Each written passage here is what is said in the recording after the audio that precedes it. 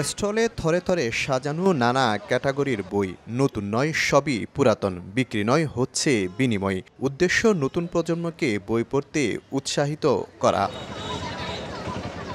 চট্টগ্রামের জামাল খান মোড়ে ১৫ থেকে ২০টি স্টল নিয়ে ফিল্ড ক্যামেরা স্টোরিজ নামে একটি সংগঠনের এই আয়োজন। দল বেঁধে বই বিনিময় করছেন শিশু কিশোর সহ নানা স্কুল কলেজের শিক্ষার্থীরা।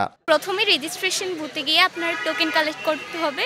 টোকেন কালেক্ট করার পর ওনারা আসবেন। বই টাকা দিয়ে যারা অনেকে কিনতে পারতেছে না, তারা তাদের পড়া বই দিয়ে একটা বই নিয়ে যেতে পারতেছে। অনেকের অনেক আর্থিক সমস্যা থাকতে পারে, তাদের জন্য বেসিক্যালি এই উৎসবটা। সদিচ্ছা থেকে এই প্রোগ্রামটা করা, যেখানে মানুষ চাইলে তার এক্সিস্টিং বইটা দিয়ে নতুন একটি বই নিতে পারছে। বই বিনিময় উৎসবে স্থান পেয়েছে আবু সাইদ, ওয়াসিম ও মুগ্ধ সহ নানা শহীদদের ছবি। ছিল গণঅভ্যুত্থানে নানা স্মৃতিবিজড়িত ছবিও। শুধু শিক্ষার্থী নয়, ব্যতিক্রমী এই আয়োজনে অংশ নেন অভিভাবকরাও।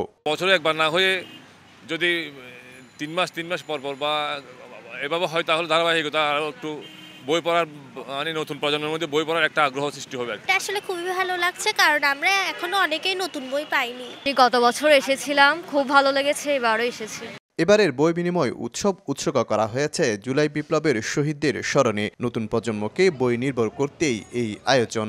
পাঠকের বই পড়াটা যাতে সবসময় অব্যাহত থাকে, তার জন্য এমন একটা প্রসেস বা এমন একটা ব্যবস্থা আমরা তৈরি করি, যেটা দিয়ে আমরা আমাদের পাঠকদেরকে সবসময় বইয়ের কাছাকাছি নিয়ে যেতে পারবো। ষষ্ঠবারের মতো এই বই বিনিময় উৎসব। এর আগের আয়োজনে বিনিময় হয়েছে ৩০,০০০-এর মতো বই।